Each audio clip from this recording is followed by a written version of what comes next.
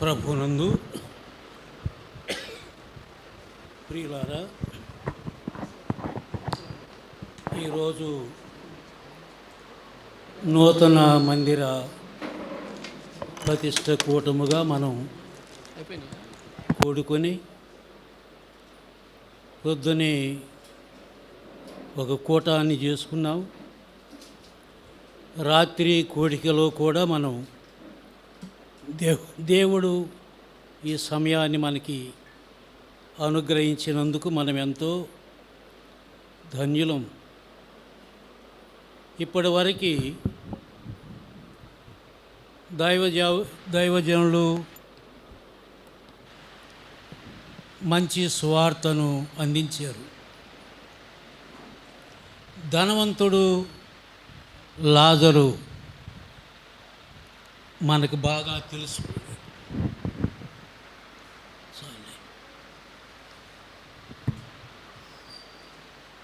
అయినా ఎంత తెలిసినా కూడా ధనవంతుడు నరకంలోకి వెళ్ళి బాధపడుతున్నాడు అంటే విని వెళ్తున్నారు, కానీ నేను చనిపోతే నేను ఎక్కడికి వెళ్తాను అనేది గ్రహించలేకపోతున్నారు. ఎన్నో సంవత్సరాల మట్టి మందిరాల్లో వింటున్నాం, కుటుంబ ప్రార్థనలో మందిరాల్లో వింటున్నాం. ధనవంతుడు బాధపడుతున్నాడు కానీ లాజరు సుఖముగా ఉన్నాడు, కానీ నేను చనిపోతే నేను ఎక్కడికి వెళ్తాను అనే ఆలోచన ఎవరికీ రాటల్లా. అటువంటి ఆలోచన వస్తే అందరూ నమ్ముకుంటారు,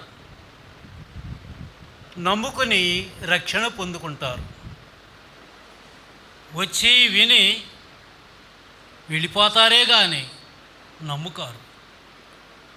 యేసు ప్రభువు చెప్పాడు ఒక మాట, ఈ ప్రజలు పెదవులతో నన్ను ఘనపరుచుదురు కానీ వారి హృదయము నాకు దూరముగా ఉంది.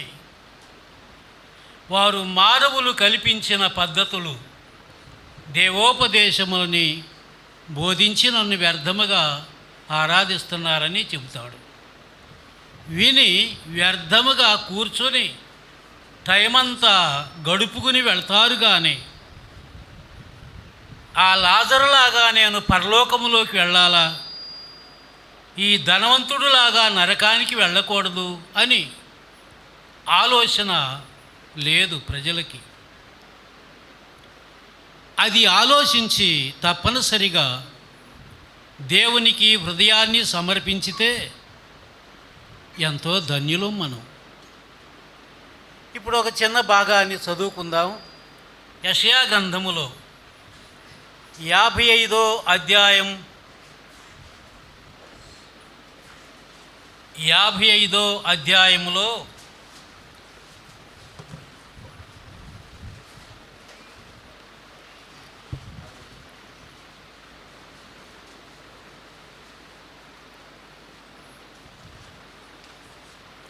ఆరో వచనం చదువుదాం.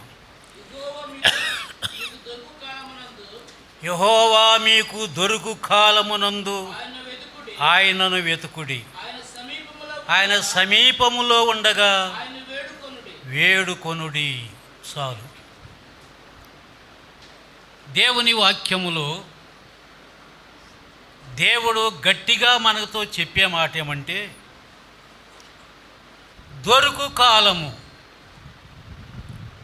దొరుకు కాలం ఉందంటే దొరకని కాలం కూడా ఉంటుంది. దొరికే కాలములో మనం ఆలస్యము చేసి వెతికి పట్టుకోలేకపోతే దొరకని కాలములో మనము చాలా కష్టాలని ఎదుర్కోవాల్సి వస్తుంది. యెహోవా మీకు దొరుకు కాలము, దొరికే కాలములో ఆయనను వేడుకొని నమ్ముకోవాలి అని వాక్యం చెబుతుంది. దొరుకు కాలము, దొరకని కాలం. మనం ఒక అర్ధగంటలో ముగించుకుందాం. ఎంతకాలము ఈ వాక్యము మనకి ప్రచారం అవుతుందో, ఒక తెలిసిన కాడ నుండి బోధకుల ద్వారా మనం వింటున్నాం ఈ మాటలు. దొరికే సమయమంతా పోగొట్టుకుంటా ఉన్నాం. సమీపములో ఉండగా పోగొట్టుకుంటున్నాం. ఆయన సమీపములో ఉండగా ఆయనను వేడుకొనుడి. దగ్గరలో ఉన్నాడు, సమీపములో ఉన్నాడు, మన మధ్య ఉన్నాడు. మనకు కనబడకుండా మన మధ్య సంచారం చేస్తున్నాడు. నా వాక్యాన్ని బోధించే సమయంలో ఎంతమంది వింటున్నారు, ఎంతమంది వింటలేదు, ఎవరు నమ్ము కావాలని ఆశపడుతున్నారు, ఎవరు నమ్ము కాకుండా వెళతారో ఆయన చూస్తూ ఉన్నాడు, మనల్ని గ్రహిస్తూ ఉన్నాడు. దొరికే కాలములో వెతకకుండా సమీపములో ఉండగా వేడుకాకుండా ఉన్నట్లయితే ఎడమైపోయిన తర్వాత తప్పనిసరిగా మనం మరి కావాలని ఆశపడతాం, మనకు దొరకడం. మరొక మాట చదువుదాం. సామెతల గ్రంథములో 20వ అధ్యాయం 4వ వచనములో ఒక మాట చదువుదాం. సామెతల గ్రంథం 20వ అధ్యాయం 4వ వచనం. విత్తులు వేయు కాలమున సోమరి దున్నడు, కోతకాలమున పంటను గూర్చి వాడు విచారించినప్పుడు వానికేమీ దొరకదు అని మనం చదివాము. ఈ అన్ని బైబిల్ గ్రంథములో దేవుడు వ్రాసిపెట్టాడంటే మన కోసమే. తొలకరి వర్షం కురిసిన తర్వాత రైతులు నాగలి వేసుకుని దున్ని విత్తనాలు చల్లుతారు. అవి మొలిసి సంవత్సరానికి మనకి ఆహారం మరి సమకూర్చబడుతుంది, భూమి మనకిస్తుంది. విత్తనాలు వేసేటప్పుడు సోమరి దున్నకుండా విత్తనాలు వేయకపోతే ఆ చేను ఏమీ పంట ఉండదు. అందరు కోతకాలములో కొడవళ్ళు తీసుకువెళితే ఇతడు కూడా కొడవలు తీసుకువెళ్తాడు. ఈయనకి ఏముంటుంది? ఏమీ ఉండదు. గచ్చ పొదలు, కలుపు, ముళ్ళ తుప్పులు దానిలో ఉంటాయి కానీ పంట ఉండదు. విత్తనాలు అంటే బైబిల్ గ్రంథములో ఒక అర్థం దేవుని వాక్యమే. విత్తువాడు విత్తటానికి వెళ్ళినప్పుడు అని ప్రభువు చెబుతాడు. విత్తనాల ఆ ఉపమానం చెప్పినప్పుడు కొన్ని దారి పక్కన పడ్డాయి, కొన్ని రాతి మీద పడ్డాయి, కొన్ని ముండ్ల పొదల్లో, కొన్ని మంచి నేలను అని చెప్పాడు. విత్తులు వేయు కాలం అంటే సువార్త ప్రకటించు కాలం, దేవుని వాక్యమును బోధించే కాలం. సువార్త ప్రకటించు కాలములో సువార్త వినకపోతే, దేవుని వాక్యానికి లోబడకపోతే, దేవుని నమ్ముకాటానికి ఇష్టపడకపోతే, దేవుని సువార్తను ప్రకటించే కాలములో దేవునికి లోబడకపోతే ఆ తర్వాత జరిగే ప్రతిఫలం ఏమంటే అతడు పంట కాలము. నువ్వు చనిపోయిన తరువాత, ఇప్పుడు మనం చదువుకున్నాం కదా, చనిపోయిన తరువాత అతడు ఎక్కడికి వెళ్ళాడు? తినుము, త్రాగుము, సుఖించుము, సంతోషించుము అని చెప్పుకున్న ధనవంతుడు చనిపోయి నరకములోకి వెళ్ళిపోయాడు.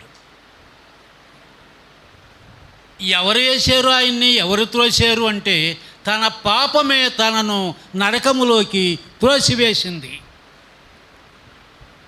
తన అతిక్రమమే, తన తిరుగుబాటు తనమే తనను నరకానికి తీసుకువెళ్ళింది.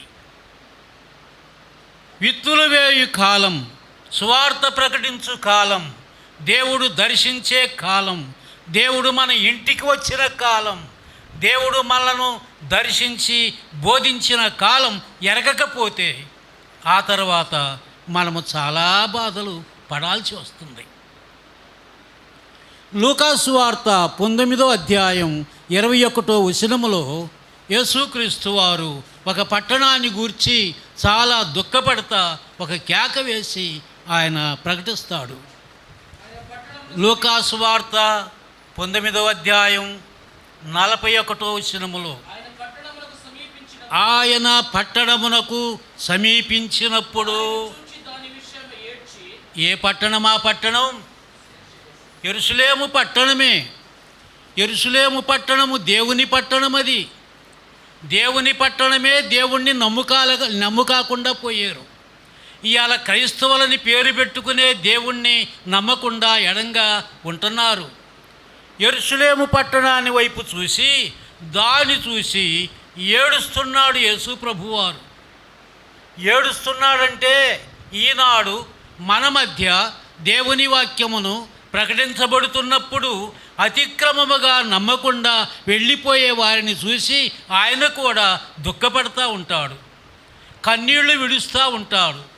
ఇంత శ్రద్ధతో ఇంత శ్రమపడి దేవుని వాక్యాన్ని బోధిస్తూ ఉంటే నమ్మకుండా అలాగే వెళ్ళిపోతున్నారే అని రేపు రాబోయే తీర్పు, రేపు రాబోయే కష్టకాలమును ఆయనకు తెలుసు కనుక మనం కష్టకాలములో పడిపోయి నరకాగ్నిలో ఉంటామని ఆయనకు తెలుసు కనుక ఆయన ఏడుస్తూ ఉంటారు.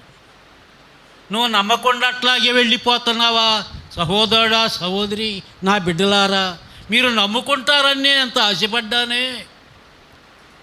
మీకు రేపు రాబోయే తీర్పు, శిక్ష ఆయనకు తెలుసు కనుక ఆ దుర్గతి తెలిసినటువంటి దేవుడు మనల్ని కూర్చి ఆయన సంతోషించడు కానీ దుఃఖపడతాడు.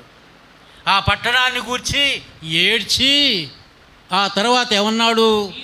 నీవును ఈ దినమందైనను సమాధాన సంబంధమైన సంగతులు తెలుసుకొనిన ఎడల నీకెంతో మేలు. ఓ యెరూషలేమా, లేక ఓ కోయిపిల్లలో ఉన్న ప్రజలారా, ఆంధ్రలో ఉన్న ప్రజలారా, ఈ నీ దినమందైనను, ఈ రోజైనను సమాధాన సంబంధమైన సంగతులు నువ్వు తెలుసుకుంటే నీకెంతో మేలు. ఎంతకాలం మట్టి నీకు వాక్యం చెప్పినా కూడా వినలేదు కదా. ఇది ఆఖరి రోజేమో నీకు, రేపు నీ ఉండవేమో, రేపేమి సంభవించునో మీకు తెలియదని వాక్యం ఉంది కదా. ఆఖరి రోజు, రేపు నీవు అగాధములో పడిపోతావని ప్రభువుకు తెలిసి కన్నీళ్లు విడుస్తూ ఉన్నాడు.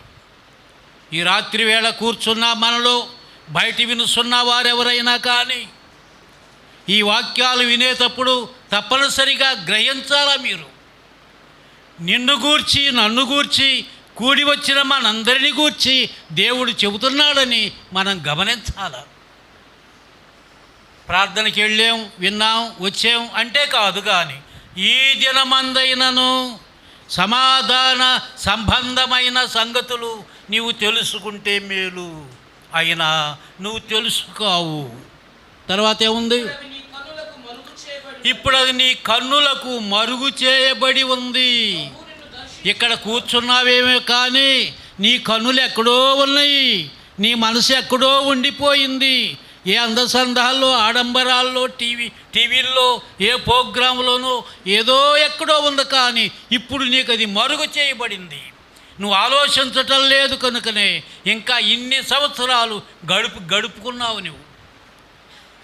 ప్రభు నిన్ను దర్శించిన కాలం, ఈ కాలమే కాలం, ఈ రోజే రోజు. ప్రభువు దర్శించిన కాలం. ప్రభు ప్రతిరోజు మనల్ని దర్శిస్తున్నాడు. ప్రతి ఉదయం మన దగ్గరికి వస్తున్నాడు, ప్రతి రాత్రి వస్తున్నాడు, ప్రతిరోజు మనకు వాక్యం వినిపిస్తున్నాడు. తన దాసుల ద్వారా మనకి వినజెప్పుతున్నాడు, కానీ వింటలేదు. ప్రభువు నిన్ను దర్శించిన కాలం నువ్వు ఎరుగకుంటివి గనుక నీ శత్రువులు రాబోతా ఉన్నారు. నీ చుట్టూ గట్టుగట్టి ముట్టడి వేసి అన్ని ప్రక్కల నిన్ను అరికట్టి నీలో నీ పిల్లలను నిన్ను రాతి మీద రాయి లేకుండా నిలవకుండా నిన్ను హతము చేసే కాలం, పాడు చేసే కాలం రాబోతుంది అని చెబుతాడు. రేపు మనకేమి సంభవించేది ప్రభువుకు తెలుసు, మనకు తెలీదు. యేసుక్రీస్తు వారికి అన్నీ తెలుసు. కూర్చున్నవారు ఏ రోజున ఎవరు వెళ్ళిపోతారు, ఎవరి రోజు ఏ రోజున ముగించబడుతుందో, ఏ గంటలో ముగించబడుతుందో ఆయనకి తెలుసు కనుక ఆయన మనల్ని బ్రతిమలాడినట్టుగా చెబుతూ ఉన్నాడు. విత్తనాలు వేసే కాలము, దున్ననట్టుగా సువార్త ప్రకటించే కాలం వినని వారికి రేపు రాబోయే దుర్గతి, ఆ బాధలు తప్పనిసరిగా అనుభవించాలి. ఎవరు అనుభవించాలి? ఎన్ని సంవత్సరాల మట్టి మనం వాక్యం వింటున్నామో, ఇన్ని సంవత్సరాల మట్టి వాక్యం విని కూడా పెడచెవిని పెట్టుకుని రక్షణ పొందకుండా ఉంటే నీవే ఆ శిక్షను భరించాల. అందుచేత మరొక రోజు కూడా దేవుడు మనల్ని దర్శిస్తూ ఉన్నాడు. ఈయన దినమందైనను అన్నట్టుగా ఈరోజు ఆయన మనల్ని దర్శిస్తూ ఉంటే మనము గ్రహించి ఇది దేవుని దర్శనము, దేవుని మాటని మనం గమనించి ప్రభు వైపుకి మళ్ళు కావాలి. ఇంకా రక్షణ పొందకపోతే, మార్పు చెందకపోతే, మారు మనసు పొందకపోతే నీవు తప్పనిసరిగా దేవుని రాజ్యానికి దూరమైపోతావు. దేవుని రాజ్యానికి దూరమైపోగా నరకానికి దగ్గరై నరకములో పడిపోతావు. నరకములో పడిపోయిన తరువాత ఎవ్వరు కూడా ఆ నరకములో నుండి మనల్ని బయటికి తీయలేరు. జైల్లో ఉన్న వాడి దగ్గరికి వెళ్ళి పరామర్శించి పలకరించి వస్తూ ఉంటాం. నరకములో పోయిన వాడిని ఎవరైనా పలకరిస్తారా? వెళ్ళి ఎవరు పలకరించలేరు. అందుచేత దొరుకు కాలము, యెహోవా మీకు దొరుకు కాలం, విత్తనాలు వేసే కాలం మనం మరవకూడదు, విడిచిపెట్టకూడదు. విత్తనాలు వేసే కాలములో విత్తనాలు జల్లితే పంట వస్తుంది మనకి. ఆయన దొరికే కాలములో మనం వెతికి ఆయన పట్టుకుంటే మనకు ఆశీర్వాదం దొరుకుతుంది, నెమ్మది దొరుకుతుంది, రక్షణ దొరుకుతుంది, పరలోకం దొరుకుతుంది. ఇన్నేళ్లగా వాక్యమును విని పరలోకాన్ని పోగొట్టుకుంటే నీకు ప్రయోజనమేమి? ఏ ప్రయోజనము లేదు. యేసు ప్రభు చెప్పాడు, సహోదరుడు ఇందాక కూడా మాట గుర్తు చేశాడు, ఒకడు సర్వలోకమును సంపాదించి తన ప్రాణమును పోగొట్టుకుంటే అతనికి ఏం ప్రయోజనము అని ఉంది. ఇండియా దేశమంతా ఓటుల ఎలక్షన్లో గెలుచుకున్నాడు. భారతదేశమంతా నాది అన్నాడు. అతని స్వాధీనములో ఉంది. కోటాను కోట్ల ప్రజలు తన స్వాధీనములో ఉండిపోయారు. అయితే అతడు కూడా చనిపోయాడు. దేశం రక్షించదు, నాయకులు రక్షించరు, ఆ ధనాగారాలు ఆయన్ని రక్షించవు. ఇండియా దేశంలో ఉన్న అన్నీ ఎంత ఖజానా ఉందో ఏదీ రక్షించలేదు. అతడు ప్రధానమంత్రి అయినా కూడా నరకంలో ఉండాల్సింది. యేసు ప్రభువుని ఎవరు నమ్ముకోలేదో వాళ్ళు నరకానికి తప్పనిసరిగా వెళ్ళాలి. దాన్ని తప్పించుకోవటానికి ఈ సువార్త, పరలోక రాజ్యము సమీపించినది, మారు మనసు పొందండి అని సువార్త ప్రకటించాడు యేసు ప్రభు. నరకాన్ని తప్పించుకుని మోక్షానికి చేరుకోవటానికి దేవుడు మనకి సువార్త అందించాడు. ఈ కోటాలు, ఈ ప్రార్థనలు, ఆదివారాలు లేక మధ్య రోజుల్లో ఇలాంటి సువార్త సభలు ఎందుకు అంటే మన రక్షణ కోసం, మన విమోచన కోసం, మనం పరలోకంలో చేరుకోవటానికి, ఒక్కరైనా నశించకుండా నరకానికి వెళ్లకుండా అందరూ రక్షణ పొందాలని దేవుని యొక్క ఉద్దేశం. జరిగిన కాలము జరిగిపోయింది. ఈరోజు కూడా దేవుని సువార్త ప్రకటించబడతా ఉంటే మనము ఆలోచన చేయాలి. ఆలోచించి మనము చేయాల్సింది ఏమంటే ఇంకొక క్వశ్చన్ చదువుదాం. యోహాను సువార్తలో 12వ అధ్యాయం 35వ వచనం. యోహాను సువార్త 12వ అధ్యాయం 35వ వచనం. అందుకు యేసు ఇంకా కొంతకాలము వెలుగు మీ మధ్య ఉండును. ఇంకా కొంతకాలము వెలుగు మీ మధ్య ఉండునంటే ఇంకా కొంతకాలము సువార్త మీ మధ్య ప్రకటించబడుతుంది. కొంతకాలం ఉంటుంది. శాంతం ఉండదు. ఎంతో కాలం ఉండేది, కొంతకాలం మాత్రమే స్వార్థ ఉంటుంది. వాక్యం ప్రకటించబడుతుంది, దేవుని దాసులు ఉంటారు, సంఘాలు ఉంటాయి. ఆ తర్వాత ఉండదు. తర్వాత ఏముంది? ఈ కొంతకాలం, కొద్ది కాలం ఈ వెలుగు ఉండగానే రక్షణ పొందకపోతే చీకటి కమ్మబోతా ఉంది. చీకటి కమ్మబోతా ఉంది. ఈ వెలుగుని నిర్లక్ష్య స్వభావముతో వెలుగునందు విశ్వాసం ఉంచకపోతే, దేవుని యందు విశ్వాసం ఉంచకపోతే చీకటి కమ్మబోతా ఉంది. చీకటి అంటే రాత్రిలాగా చీకటి కాదు, కష్టకాలము రాబోతుంది. దేవుని నమ్మని వారి మీదకి శ్రమకాలము రాబోతుంది, కష్టకాలము రాబోతుంది. వెలుగు ఉండగానే వెలుగునందు విశ్వాసం ఉంచండి అని యేసు ప్రభువారు ఆనాటి ప్రజలకు బోధించాడు. ఈనాటి ప్రజలకు కూడా బోధిస్తున్నాడు. ఇంకా కొంతకాలమే వెలుగుండును అంటే కొంతకాలమే స్వార్థ ప్రకటించబడును. కొంతకాలమే ఈ స్వార్థ బైబిళ్ళు, సంఘాలు, బోధకులు ఉంటారు, కానీ ఎప్పుడూ ఉండరిక. ఈ కొంతకాలం అయిన తర్వాత ఏమవుతుంది? సంఘం ఎత్తివేయబడుతుంది, చీకటి కమ్ముకొస్తూ ఉంది, సాతాను పరిపాలన వస్తుంది, సాతాను కష్టకాలం వస్తుంది. ఈ కష్టకాలములో పడిపోయి ఇక వెలుగు కోసం చూస్తారు, కానీ దొరకదు. వెలుగు మన ఇంటికి వచ్చినప్పుడు ఆ వెలుగులోకి రాకపోతే, యేసుక్రీస్తు వారి మాటలు మన యొద్దకు వచ్చినప్పుడు ఆ మాటలు వినకపోతే, ఆ తర్వాత ఆ మాటలు వారికి అందుబాటులోకి రావు, దూరమైపోతాయి. అందుచేత వెలుగు ఉండగానే వెలుగునందు విశ్వాసం ఉంచండి, సమీపముగా ఉండగానే నమ్ముకండి. ఆయన మీ యొద్దకు వచ్చినప్పుడే ఆయన వెంబడించండి అని ఆ వాక్యం చెబుతూ ఉంది. దొరుకు కాలములోనే వెతకండి. ఈ రాత్రి మనం పరిశీలన చేసుకుందాం. ఇప్పటి వరకును రక్షణ మార్గములో ఉన్నావా, ఎలపల ఉన్నావా? బైబిల్ ఉన్నంత మాత్రాన ప్రయోజనము లేదు. అందరి చేతుల్లో బైబిళ్ళు ఉన్నాయి. బైబిలు లేని ఇల్లు లేదు, బైబిలు లేని మనుషులు లేరు.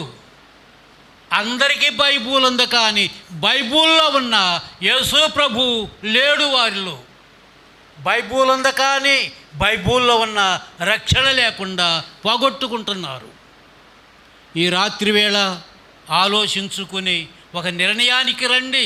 ఇంకా నమ్మకపోతే, రక్షణ పొందకపోతే. తర్వాత మాట మనం ఏం చదువుతామంటే, ఆమోసు గ్రంథములో ప్రకటన గ్రంథం చూడండి. ప్రకటన గ్రంథం 2వ అధ్యాయం 21వ వచనములో, ప్రకటన గ్రంథం 2వ అధ్యాయం 21వ వచనం. మారు మనసు పొందుటకు నేను దానికి సమయమిచ్చి తిని గాని అది తన పాపమును విడిచిపెట్టి మారు మనసు పొందనొల్లదు. మారు మనసు పొందటానికి సమయం ఇచ్చాడు ఆయన. మారు మనసు పొందక మరణించితే నీవిక్కడా ఘోరమగునర కాగ్నిని తాపించుకొనలే ఒక్కడా నిజమిది నమ్ము.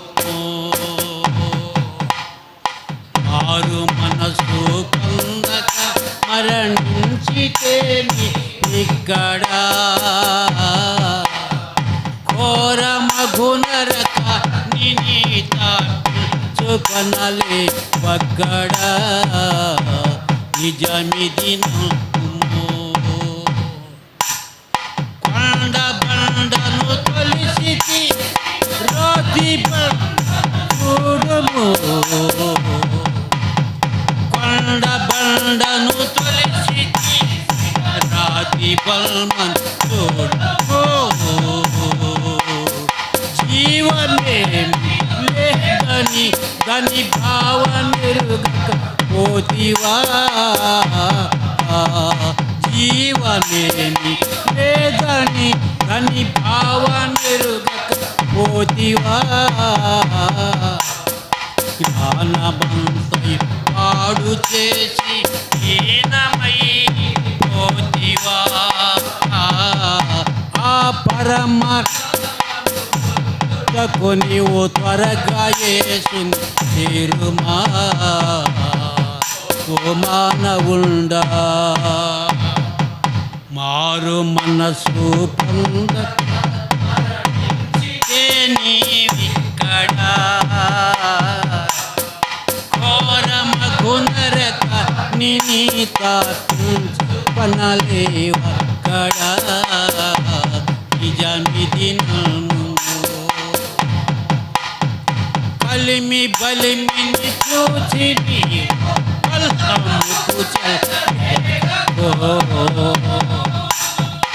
కలిమి బలిమిని చూసి కలహముకు చెల్లేగకో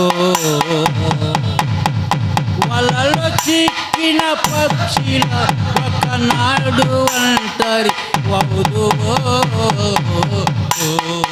వలలో చిక్కిన పక్షిల ఒకనాడు అంటరి వదువో దిక్కులేని వాట నలు దిశలు చేతులు చాపినా పండిపోయిన పాప తప్పదు ఏనాటికైనా ఆరు మనసు నీవిక్కడ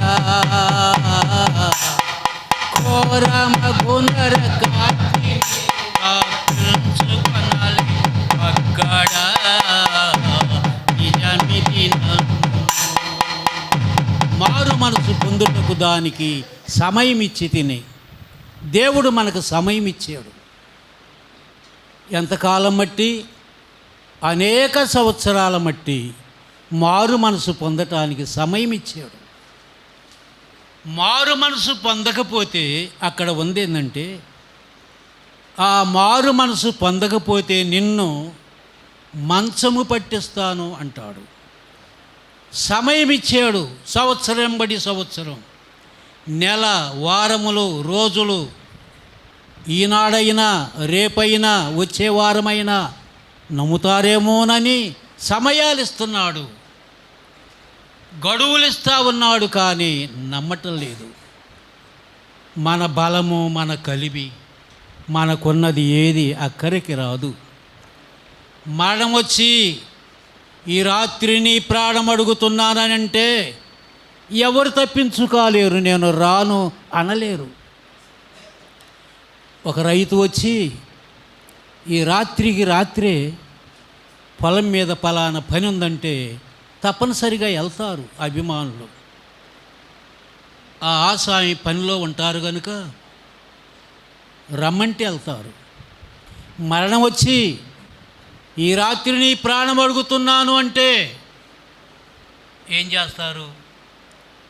ఆసామికి అయ్యా ఈ రాత్రి రాలేను, నేను ఈ పగల కూడా ఈరోజు నాకు పని ఉందా రాలేనని చెప్పగలుగుతాం మనం.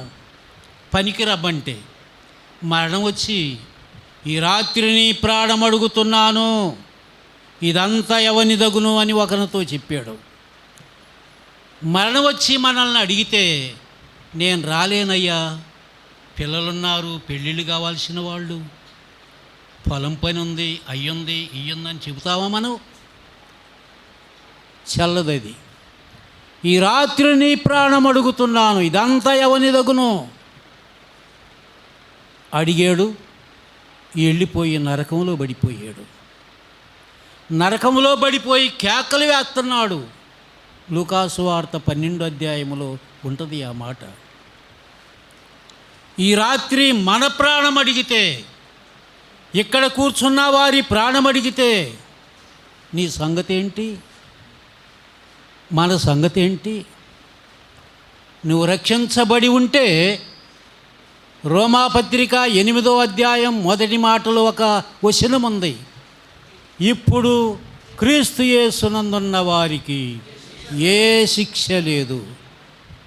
దేవుని నమ్ముకుని ఉంటే రెడీగా ఎప్పుడు పిలుపు వస్తే ఎప్పుడు వెళ్ళిపోతావు పరలోకానికి. దేవుని నమ్ముకాకపోతే ఎక్కడికి వెళ్తావు నువ్వు? నీ ఇల్లేది? ఈ బిల్డింగు ఆపలేదు నిన్ను.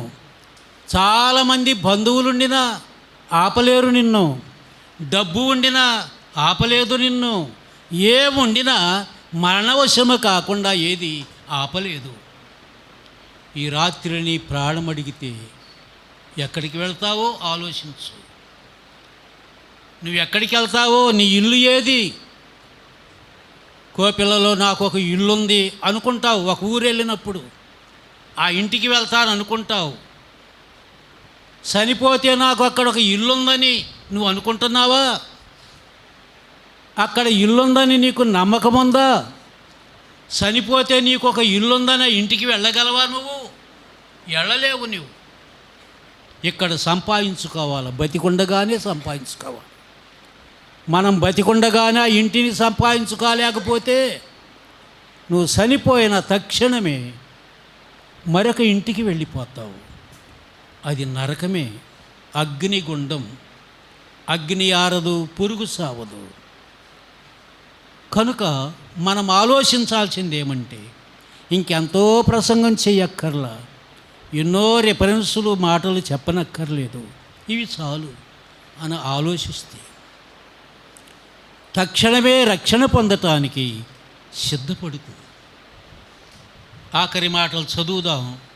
ఆమోసు గ్రంథములో 8వ అధ్యాయం 3వ వచనం ఒక మాట చదువుదాం. ఆమోసు గ్రంథం 8వ అధ్యాయం 3వ వచనం. యెహోవా సెలవిచ్చునదేమనగా, మందిరములో వారు పాడిన పాటలు ఆ దినమున ప్రలాపములగును. విన్నారా? ఈ దినము ఆ దినము, ఈ దినము మందిరములో పాడిన పాటలు. అబ్బో, పాటలు భలే పాడతారు. ఒకళ్ళ మించిన ఒకళ్ళు పాటలు పాడుతూ ఉంటారు. నేను పాడాలా అనుకుంటారు. ఆ దినమున మందిరములో పాడిన పాటలు ఆ దినమున ప్రలాపములగును. నువ్వు రక్షించబడకుండా, మార్పు లేకుండా, దేవుని బిడ్డగా చేయబడకుండా నిన్నెవరు పాడమన్నారు ఆయన పాటలు? యెషయా గ్రంథం 1వ అధ్యాయంలో ఒక మాట అంటాడు, అది చదవనక్కర్లేదు. నా ఆభరణములను తొక్కటానికి రమ్మన్నా దేవుడు మిమ్మల్ని. మారు మనసు లేకుండానే నా ఆవరణాన్ని తొక్కటానికి, నా మందిరాన్ని తొక్కటానికి ఎవడు రమ్మన్నాడు? నువ్వు త్రాగుడు మానవే, వ్యభిచారములు మానరే, అబద్ధములు మానరే, మరి దొంగతనములు, అన్యాయములు, అనేక విధముల దేవునికి విరోధమైన పాపములు మానకుండా నువ్వు మందిరములో పాటలు పాడి, మందిరములో పలారాలు పంచి, మందిరములో ఏం చేసినా కూడా ఆ దినమున, ఈ దినమున పాడిన పాటలు ఆ దినమున ప్రలాపములగును. దేవుని దగ్గర నువ్వు నిలబడాల్సిన రోజు ఒకటి ఉంది. కోర్టులో నిలబడినప్పుడు చేతులు కట్టుకుని నిలబడాలా ఒక మనిషి దగ్గరే. మనలాంటి మనుషుడు అక్కడ సింహాసనం మీద కూర్చుని గౌని వేసుకుని మనల్ని అడిగినప్పుడు ఆడ గడగడ వణుక్కుంటా చెప్పాలా? మరి దేవుని దగ్గర దేవుడు అడగడా మనల్ని? నీవు ఈ దినమున మందిరములో పాడిన పాటలు నువ్వు ఎట్లా పాడుతున్నావో, ఎట్లా వాక్యం చెబుతున్నావో, మెప్పు కోసం పాడుతున్నావో, దేవుని మహిమపరచడానికి పాడుతున్నావో, ప్రజలు మేలు పొందటానికి పాడుతున్నావో, చెబుతున్నావో, ప్రజల మేలు కొరకు, ప్రజల రక్షణ కొరకు, ప్రజల మీద భారము కలిగి కన్నీళ్లతో, వేదనతో దేవుని పాటలు పాడి వాక్యం చెబితే నీకు ప్రయోజనమే ఉంటుంది. ప్రజల మెప్పు కోసం పాడే పాటలు, వాక్యాలు, ప్రసంగాలు ఆ దినమున ప్రలాపములుగును. 10వ వచనములో కూడా ఒక మాట చూడు. ఆమోసు గ్రంథం 8:10.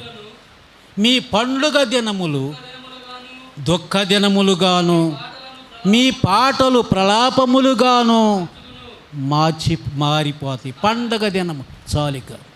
మీ పండుగ దినములు, పండుగ నాడు మనం ఏమేమో చేసుకుంటూ ఉంటాం. అసలు బైబిల్లో పండగే లేదు.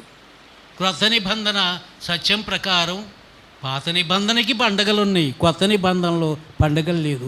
ఆదివారం ఆరాధనే మనకు పండగ. మీ పండుగ దినములు, మీ పాటలు ఆ దినమున ప్రలాపములగును. ఎవరు చేయమన్నారు ఇవన్నీ? నిన్ను మార్పు లేకుండా, రక్షించబడకుండా దేవునికి మహిమలేని పండగలు, మహిమలేని పాటలు, ప్రసంగాలు ఎవరు చేయమన్నారు నిన్ను? నేను పంపానా నిన్ను? దేవుడు అడగబోతాడు మనల్ని. జాగ్రత్త పడదాం. నువ్వు రక్షించబడకుండా నీ నోటితో అవన్నీ పలకకూడదు. ఇక మారు మనసు పొంది అప్పుడు చెప్పు. మారు మనసు పొందిన వాళ్ళకి మీరు వెళ్ళి సర్వలోకానికి వెళ్ళి మీరు సువార్త ప్రకటించండి అని చెప్పాడు. కానీ మార్పు లేకుండా నీ ఇష్టానుసారంగా తిరిగి, నీ ఇష్టానుసారంగా జీవించి వచ్చి నువ్వు పండగ చేసినా, వాక్యం చెప్పినా, పాటలు పాడినా ఎవరు వింటారు? దేవుడికి ఇష్టం లేని కార్యాలు అవన్నీ కూడా. మీ పండుగ దినములు ప్రలాపములుగా మారు. ఆ సమయంలో ఏడుపు కలుగుతుంది. ఏడుస్తారు వాళ్ళు. ప్రలాపములంటే ఏడుస్తారు. నువ్వు నమ్ము కాకుండా ఎన్నెందుకు చేసావు, నా మాటలు నీ నోట ఎందుకు వసించావు అని దేవుడు అడిగినప్పుడు ఏమీ చెప్పలేక ఏడుస్తారు. ప్రలాపములగును. 11వ వచనం 12వ వచనం చదువుదాం. ఆమోసు గ్రంథం 8, 11, 12. రాబోవు దినముల యందు, రాబోవు కాలములో మీకు కరువు కలుగును. అది ఏం కరువు అంటే అన్నపానములు లేని కరువు కాదు. అది కాదు.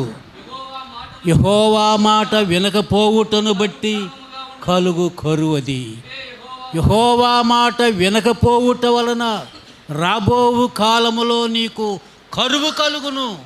కరువు అంటే ఇందాక మనం ఆ యెషయా గ్రంథములో 55వ అధ్యాయం 6వ వచనములో దొరుకు కాలమున వేడుకో అని అన్నామే. దొరుకు కాలం, దొరకని కాలం, రాబోయే కాలములో దొరకని కాలం ఉంది. దొరకని కాలం రాబోవు దినములలో మీకు సువార్త అందుబాటులో ఇక ఉండదు. అది కరువైపోద్ది. దేవుని వాక్యం కరువైపోద్ది. ఇప్పుడు ఇంటింటికి తిరిగి చెప్పినా వినటం లేదు. ఇలాంటి మందిరాలలో వాక్యం చెప్పినా వింటం లేదు. బజారులమ్మడి తిరిగి చెప్పినా వింటం లేదు. ఆ రోజుని ఎవరైనా చెబుతారేమోనని అక్కడికి వెళ్ళి ఇక్కడికి వెళితే దొరకని కాలం. దొరుకు కాలములో నీవు నమ్మకపోతే దొరకని కాలము రాబోతుంది. జాగ్రత్త పడాలి మనం. రాబోవు దినములలో క్షేమము పుట్టింతును. అది అన్నపానములు లేని క్షేమము కాదు. కానీ యెహోవా మాట వినకపోవుట వలన కలిగే కరువు అది.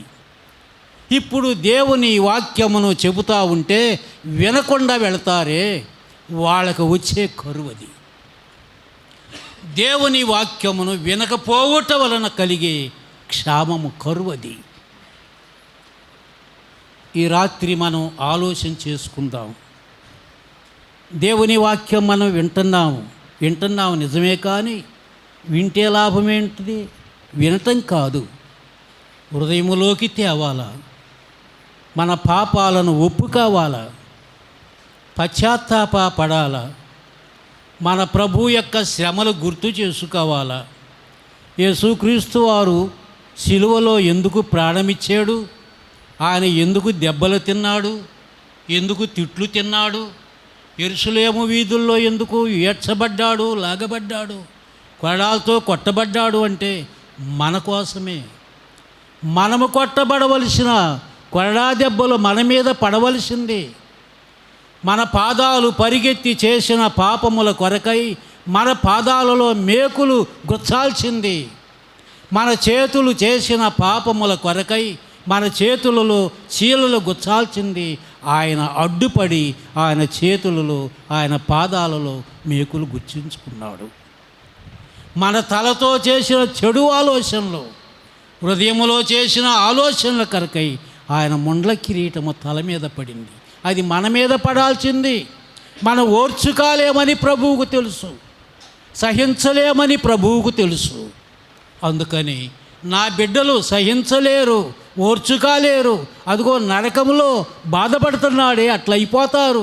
అట్లా అయిపోకుండా ఇదిగో నా తల, నా చేతులు, నా పాదములు, నా దేహమంతా అప్పగించి వారిని రక్షించాలని యేసుక్రీస్తు వారు ఎంతో ఆలోచన చేసి ఆ శిలువను మోసాడు. ఆయన మన కొరకై శిలువను మోసాడు.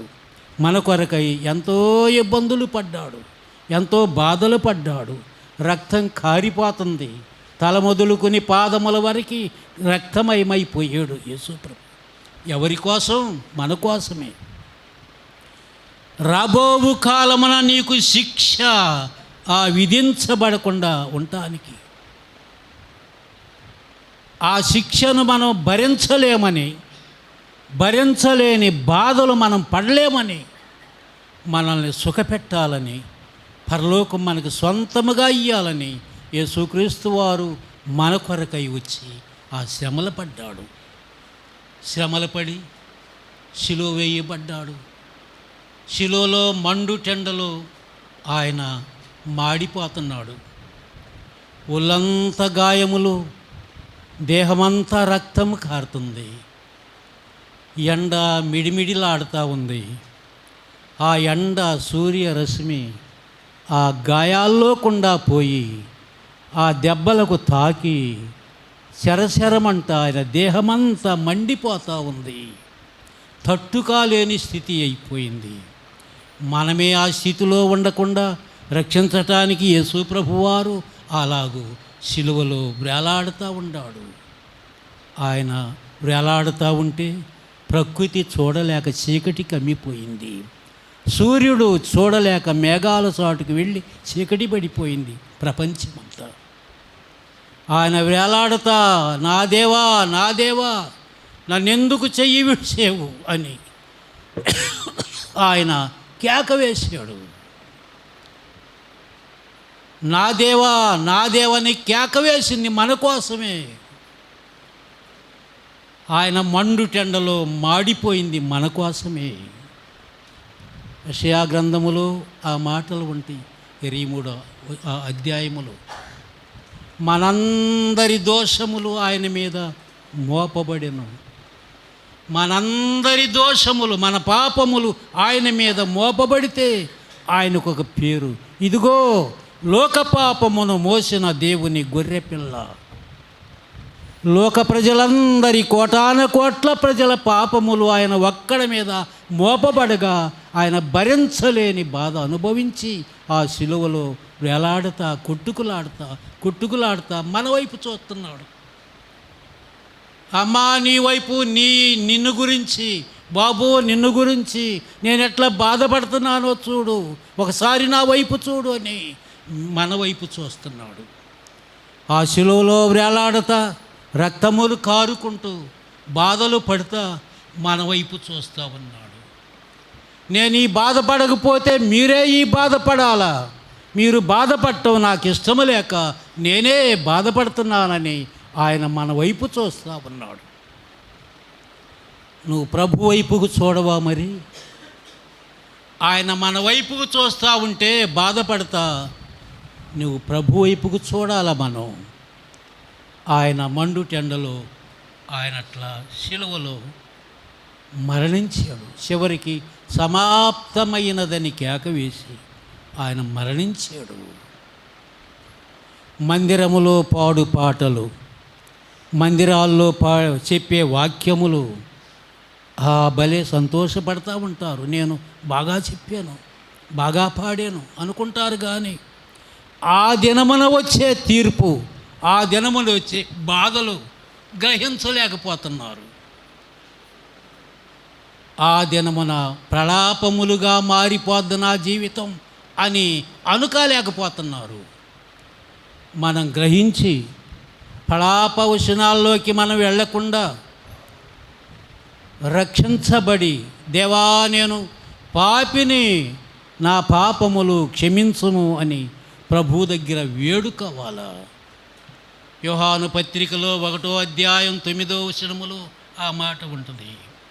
మన పాపములు మనము ఒప్పుకొన్నట్లయితే ఆయన నమ్మదగినవాడు, నీతిమంతుడు కనుక మన పాపములు క్షమించి సమస్త దుర్నీతి నుండి ఆయన మనలను పరిశుద్ధపరుస్తాడు అని ఉంది.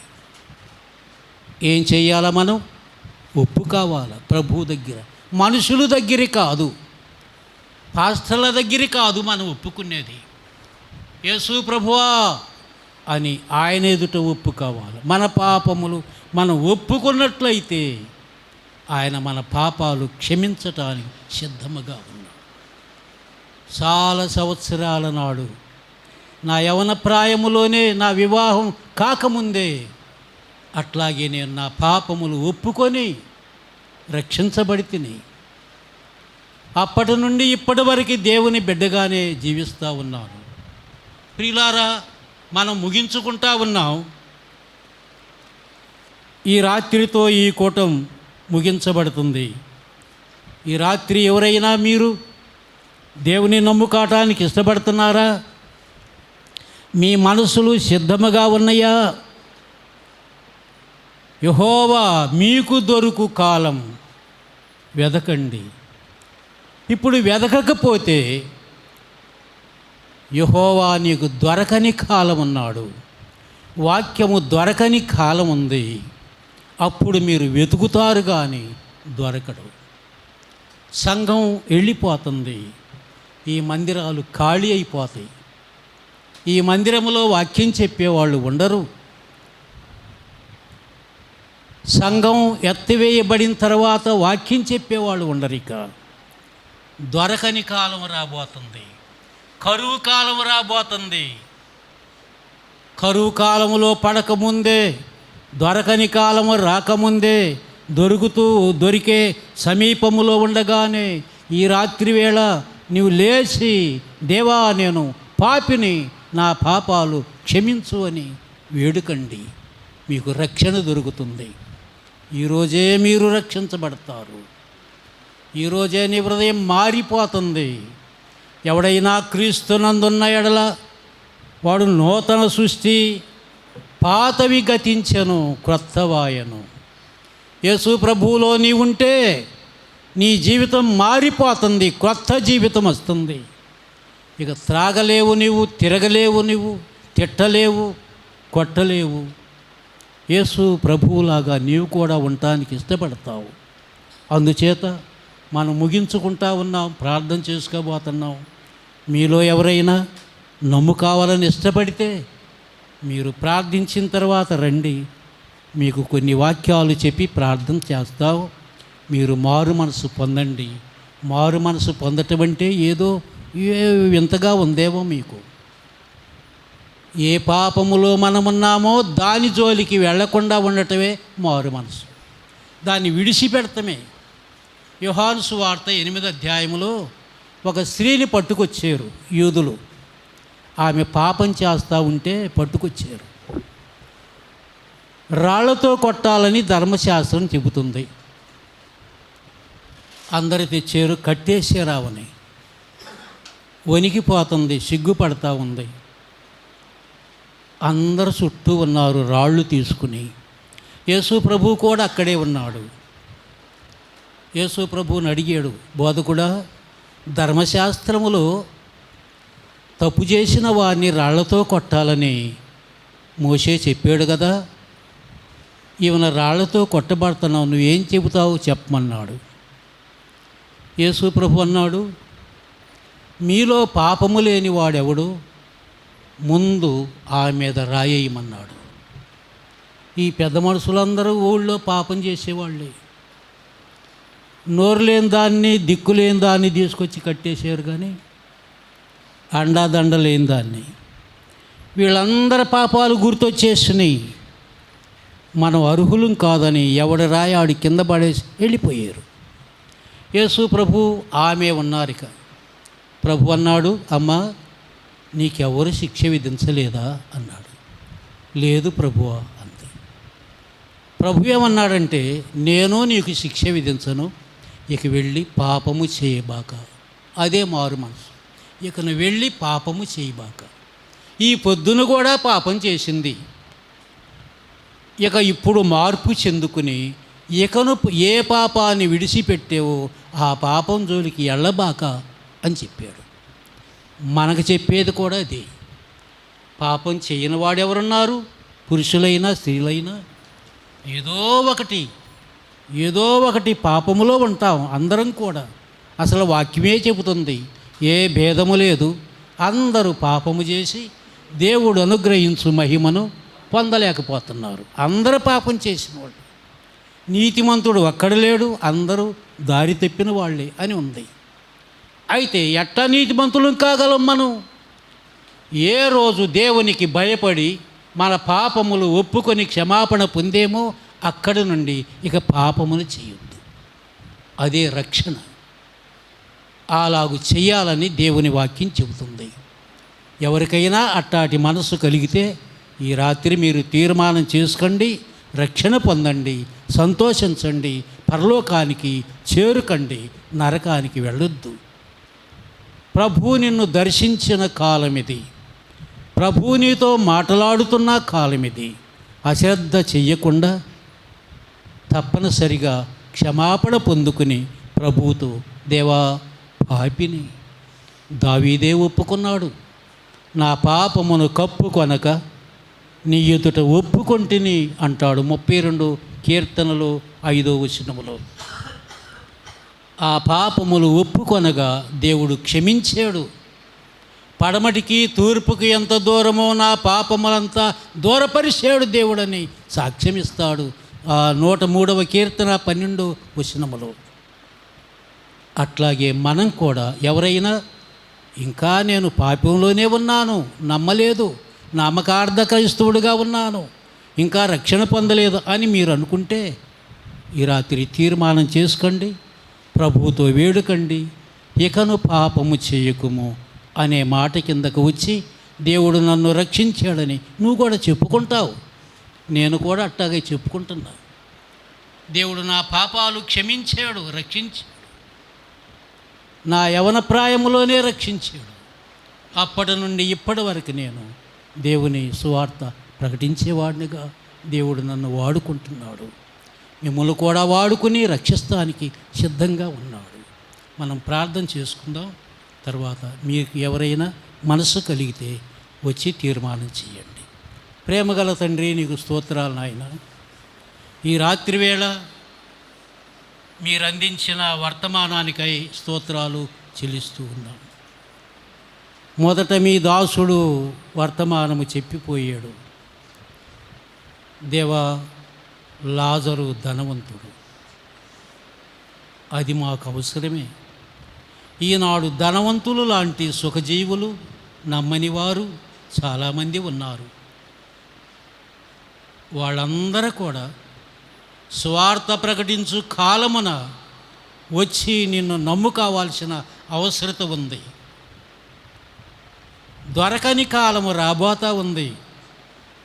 ఆ కాలములో బాధలు పడకముందే, సమయముండగానే మారు మనసు పొందటానికి నువ్వు సమయం ఇచ్చిన వెంటనే మార్పు చెందటానికి దేవా ముందుకు వచ్చేటట్లుగా చెయ్యయ్యా.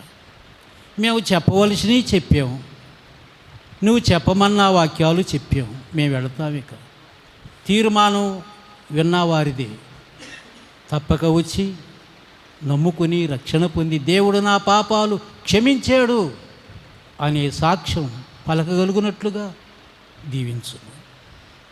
ప్రారంభించబడిన కూటమును ముగించు వరకు మీ ఆధీనములో నడిపినందుకు కృతజ్ఞతాస్తుతులు చెల్లించుకుంటూ మీ శుభములు ఆశీర్వాదములు మందరిపైన ఉంచుదువు కాకని యేసు నామమున ప్రార్థించి వేడుకుంటున్నాము తండ్రి. ఆమేన్.